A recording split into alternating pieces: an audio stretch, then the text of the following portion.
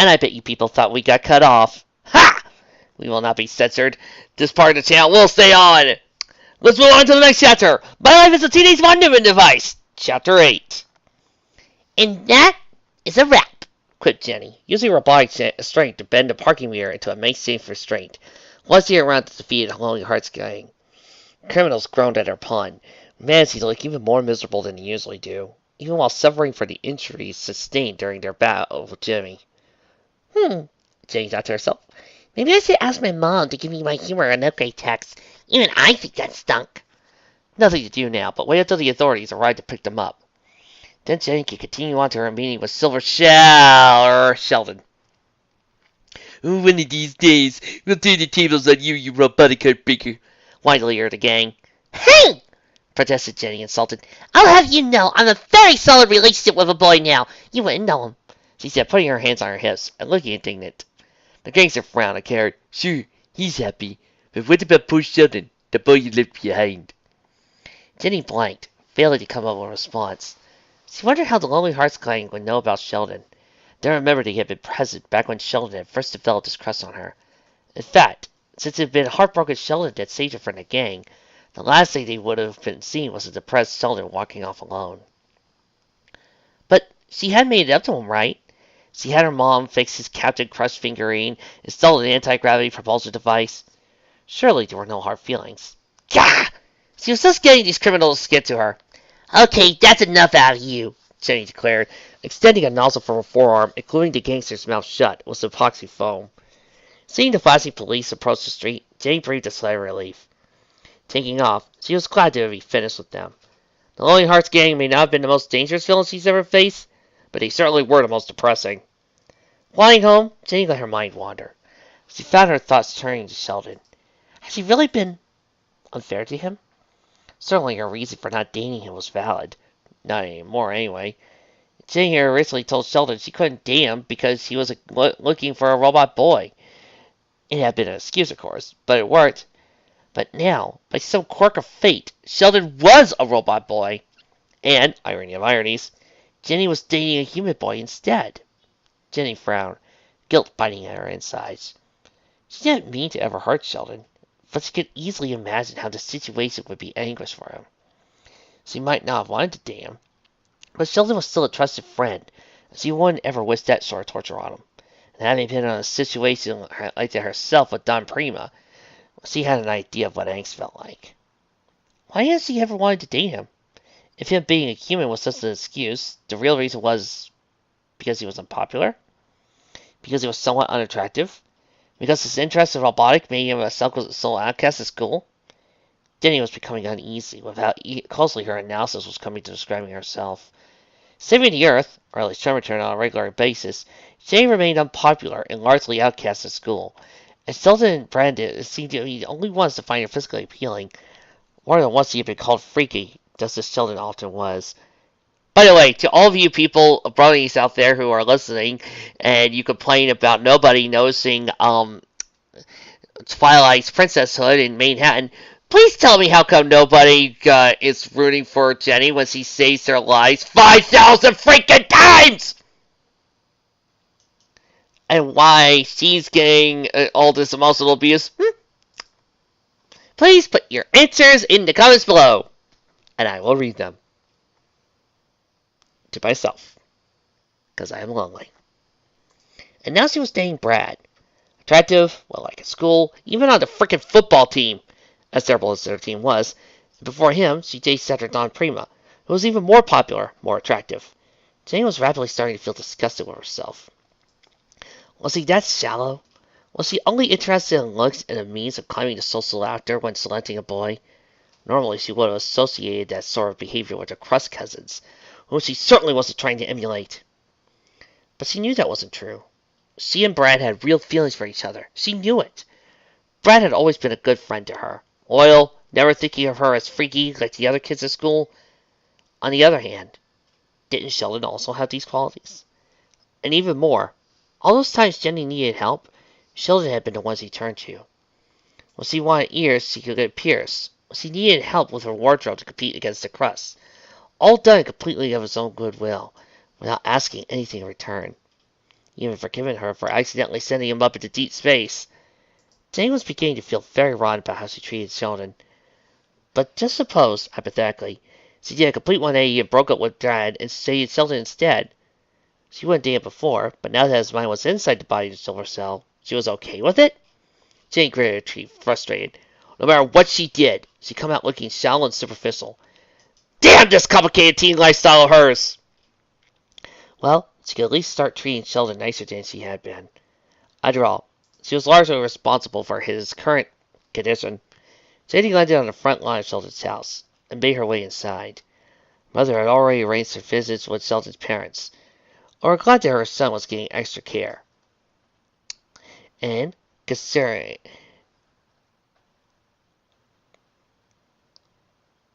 his condition, Jenny and her mother were technically the most qualified people in the world to be looking after him. Jenny knocked on Sheldon's bedroom door, calling out, "Sheldon, I'm here! Sorry I'm late!" She heard Sheldon's voice invite her in. She noticed again how strange the Silver Cell's voice were mixed in with Sheldon's own. She realized the two tones were starting to merge into a single new voice, somewhere between the two original voices. Jenny opened the door and stepped inside, seeing Silver Cell stripped out on Sheldon's old bed. The hulking frame of Sheldon's new body trying to fit into the much too small bed was a comical sight, like seeing a tall man cramped in a very tiny automobile. Sheldon's legs stuck out stiffly over the edge of the bed and poked out from under the blankets draped over him. Jenny suspected the blankets had been an attempt by Sheldon's mother at speeding his recovery, not realizing Sheldon had no real need for them now. "Hey, Jenny," said Sheldon, now bored. "Hey yourself. How you feeling, big guy?" Jenny approached, taking a seat on Sheldon's bed by his side. Sheldon sighed, attempting to heave his chest as if getting deep sleep. "Well, mostly bored. I haven't figured out how to turn my sleep cycle on and off yet, so I've been stuck awake since your mom visited last night. Dad was nice enough to stay up reading comic books to me to keep me busy, but he dozed off this morning and Mom went to work, so I spent the last 7 hours basically staring up at the city and humming songs to myself." Jenny chose not to comment, moving on to a sunnier topic. "Well, I'm here now, so we can start your physiotherapy as soon as you feel up to it. Have you tried moving on your own during the day?" asked Jenny. "I've managed some. I can move my hands and arms around. Through the cell joints are kind of sticky. I can stand up." Sheldon grunted, with some effort, his legs into the air. "Oh, crap!" he complained. "Jenny, could you give me a hand?" Jenny smiled, glad to be useful. Taking Shell's hands into her own, she eased them into an upright position, legs sailing back onto the bed. "Now, let's see if I can teach you how to walk." A couple hours later, Jenny was seeing Sheldon make substantial progress. With some practice, the two of them got all of his limbs and joints under his control, enough that Sheldon was capable of walking around, lifting objects with his hand. The last half hour, they used the mirror to help him make facial expressions, so Silver's face wouldn't be so emotionless all the time. Jenny found she was liking the role of teacher quite a lot. It was an entirely new experience for her. Perhaps, when she graduated high school, she would look into a career in education. With Sheldon regaining confidence and almost functioning normally again, Jenny tried to sound something different, telling him to stand against one wall. Jenny walked to the opposite side of the room. "Okay, Sheldon, now I want you to reach out your hands and touch mine.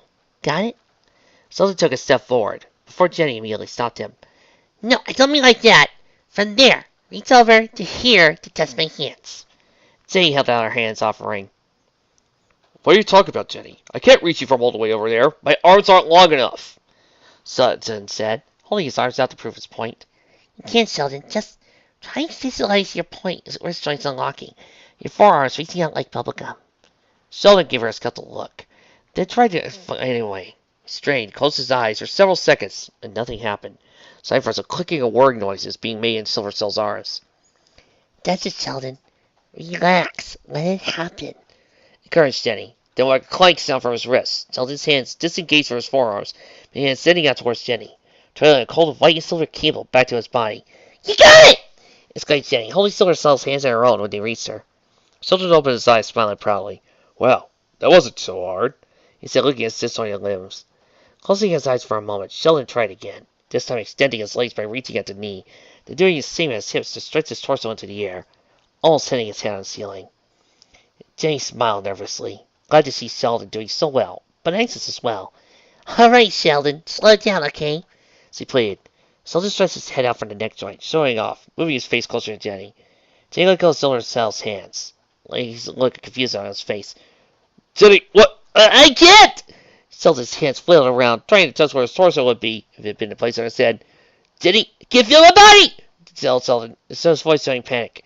If he had lungs, Jenny was sure he would be hyperventilating by now. Sheldon, calm down! Calm down! She said, holding onto his hand, keeping it still. Forcing him to keep eye contact with her. All you have to do is retract your lips. Just relax and concentrate. Focus on the reverse of what I said earlier. Sheldon's eyes remained wide, head shaking at grass. Not working. Oh no, something's broken. I'm gonna be stuck like this forever. Ah!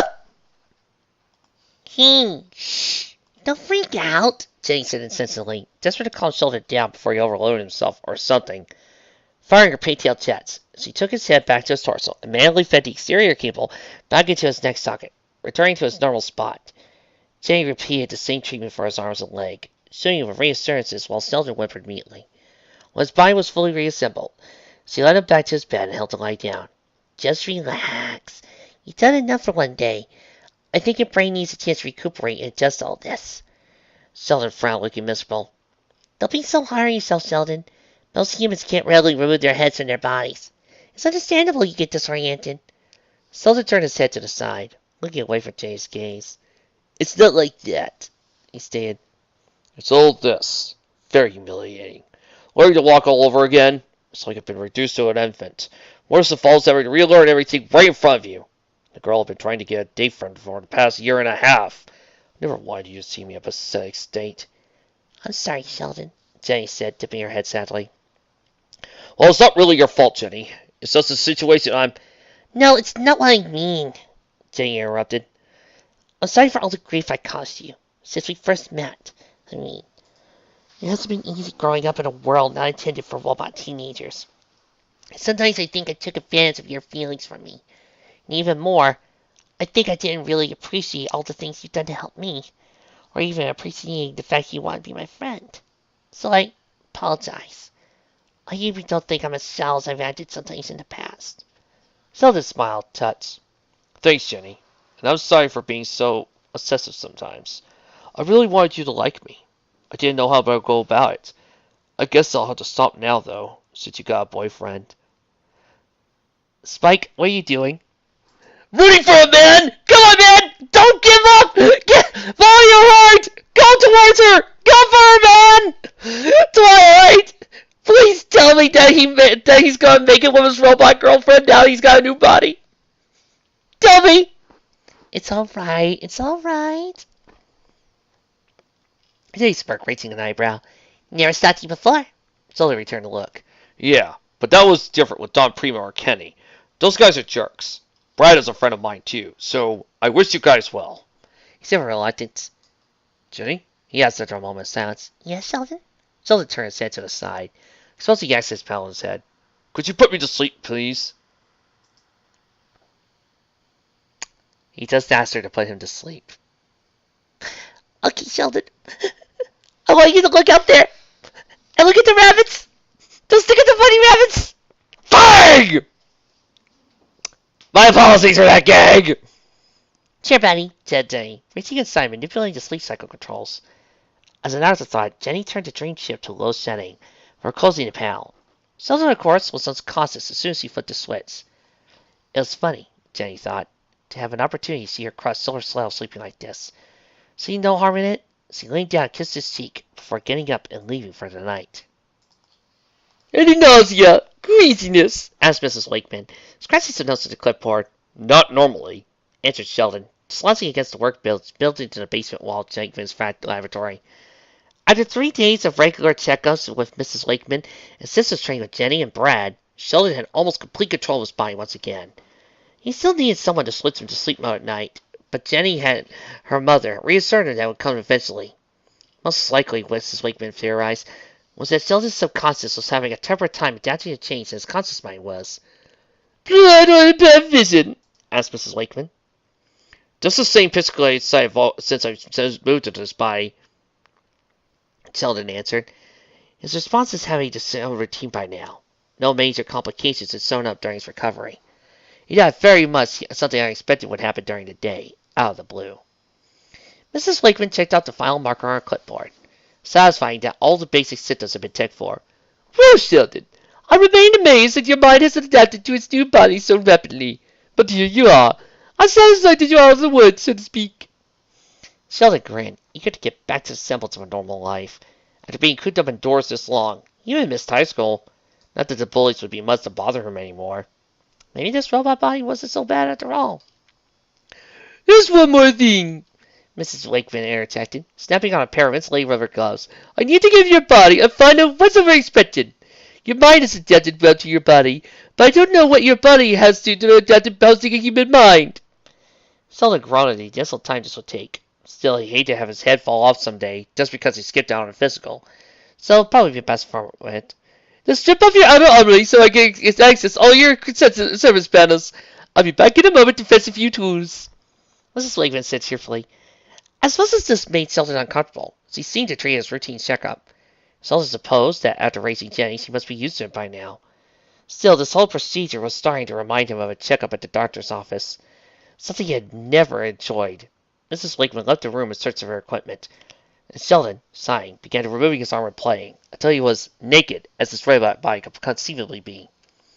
Mrs. Wakeman returned, carrying an armful of power tools and futuristic scanning devices.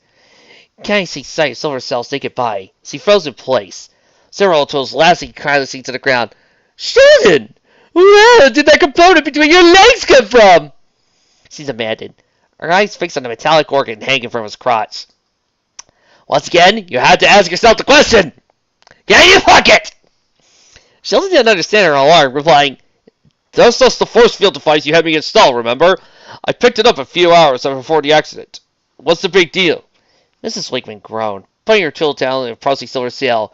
That's not the force field generator, Sheldon. That is the force field generator. So he indicated a funny-looking component lying on the shelf on the other side of the room. Sheldon frowned, puzzled. Well, what's this thing then? I got it from the box labeled The Project. I assumed it meant our Silver Cell's refit project. Mrs. Wakeman shook Sheldon's lip protrusion in one hand, sinking to see if it was installed correctly. No, Sheldon. What you installed is the mail portion of the XJ project. It's too long of an explanation for me to get into right now. But to sum it up, you've given yourself a mechanical penis and testicles. Sheldon felt a blend of relief mixed with confusion. The thought occurred to him earlier that this new body was only man-shaped and didn't truly have a gender. He certainly had not relished the idea of living out his existence as a eunuch. So the fact that he had rediscovered his lost manhood was practically a cause of celebration. But at the same time, he had wondered, what the heck was Mrs. Wakeman doing with a mechanical cock and balls in her lab? Sheldon, she is old. She is lonely. Why else would an old, lonely woman have a mechanical cock and balls in her lab? For a brief moment, he wondered if this new little Sheldon had already seen more action than he had. Sheldon, stop thinking those type of thoughts because I'm trying my best not to think of those either. But I wasn't really using the component for anything anyways. Anyway, your mistake has actually saved me the work of having to create an entire second robot myself. Probably for the best to just let you keep it, said Mrs. Wakeman, much to Sheldon's delight. Now I just need a sample of your nanites to analyze, and then we can get on with the rest of this physical. My what? asked Sheldon, confused. Mrs. Wakeman calmly explained. The nanites being generated inside your, family jewels are designed to carry the design specs of the robot they are produced by. But since I've never had it attached to a robot before, I never tested the nanites, and I don't know if they'll work successfully or not. So I just need you to provide a sample. Seeing the helpless expression on Silver Cell's face, Nora Wakeman blushed and added, You know, just stimulate yourself, as the boys normally do. It's all designed to function as a parallel to the equivalent human anatomy. He handed him a little plastic cup for him to hold his sample in. I'll leave the room, of course. Sheldon prodded his newfound experiment, experimentally gripping and stroking it in a few different ways. Certainly wasn't like the one he was used to. Try as he might, the darn thing just couldn't respond. Funny. I can't believe I'm about to say this with a straight face, people. He never had this problem before. Quite the opposite, Sheldon thought, remembering the times in class when he had to pray he wouldn't be called up to the board when his member decided to pitch a tent for no reason whatsoever. This is Mrs. Wakeman, I'm still really used to this new body, and well, to be honest, I didn't have a lot of practice even with the old one. Nora turned to face Sheldon, having averted her eyes when he first attempted to play with himself. You really can't figure it out, questioned the elder scientist. Sheldon shrugged. Don't blame me! You built the thing! Mrs. Wakeman approached the nude robot boy, taking his semi-erect penis in hand, stroking it experimentally. Despite having built this device herself, seeing it tested the body of Solar Cell made it oddly foreign to her. It seems to be installed correctly, she mumbled to herself, wondering how she could speed this process along. Sheldon smiled. Nora's pumping hand gave him a warm feeling of pleasure radiating through his groin. Oh, that feels fine, he sighed, his cock growing to full erection under the signs of his skilled hand. Mrs. Lincoln smirked, reaching her left hand to grab under his at the scrotum containing the nanite factories. Was it listed a vote for Sheldon? It had been quite a number of years since he had done this to a man. It was nice to see that she hadn't lost touch. Though, this is all for science, of course, she reminded herself, clearing the smile off her face and composing herself into a normal, serious demeanor. How old is Mrs. Wakeman again? Because I don't want to think about a 60-year-old woman doing this. Mrs. Wakeman, this feels great and all, but I don't think it's going to be enough. Mrs. Wakeman paused, hoping Sheldon wasn't about to ask her to perform anything more intimate. Manipulating her hand was one thing, but she had too much dignity to involve her body in this. Besides, Sheldon was her pupil, not to mention the huge age difference. It would be entirely too strange. Oh, thank the Lord! Well, what do you think is the problem? She asked, degrading the answer she was expecting. Sheldon replied, This is just too critical, like a doctor's office or something. You wouldn't happen to have any pornographic magazines or anything from when you were younger, maybe? Nora sighed in relief, thinking of Sheldon's excitement. No, I removed any hint of pornography from the house when I created Jenny.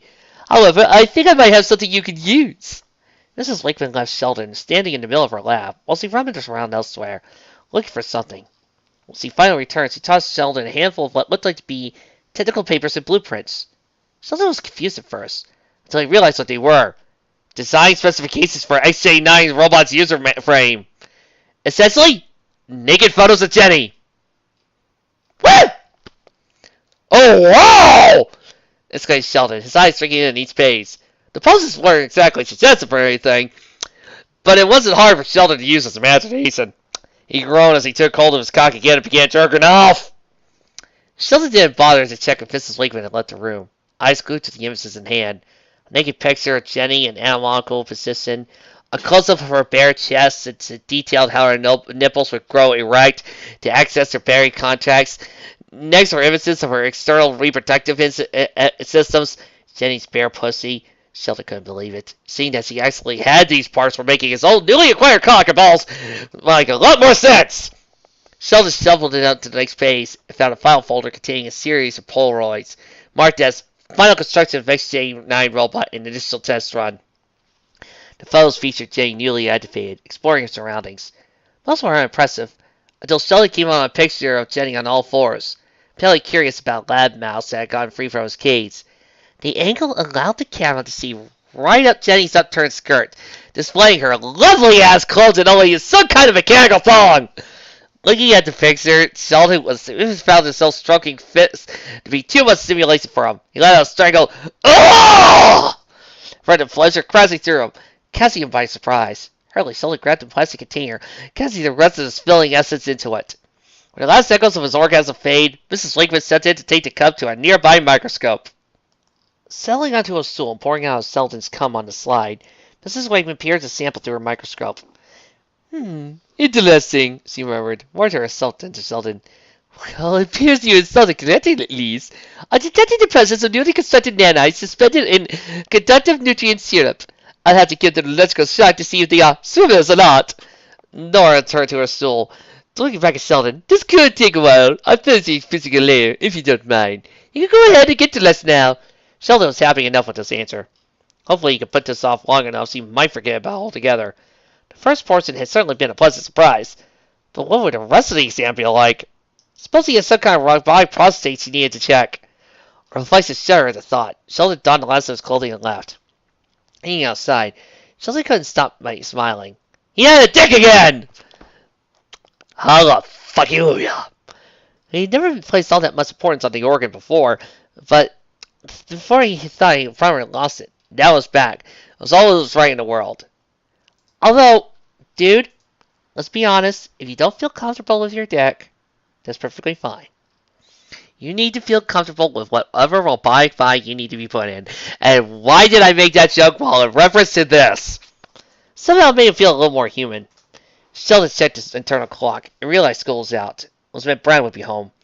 And probably willing to play some video games for a few hours. That'd be great to be a teenage male. Sheldon knocked on Brad's front door, saw Brad poke his head out of the window. What's up, buddy? Just the guy I wanted to see. Come on up! Just called out Brad with some difficulty. Sheldon, I am a genius, stated Brad, excited. Sheldon looked down inquisitively. I was going to make $3,000 for one afternoon's work, began Brad. Of course you will. Who wouldn't? He continued answering his own question. Well, I have a plan for you. Brad held a flyer to Sheldon's face that read, AL Robotics Expo, this week. Smirking, Brad added, Partner,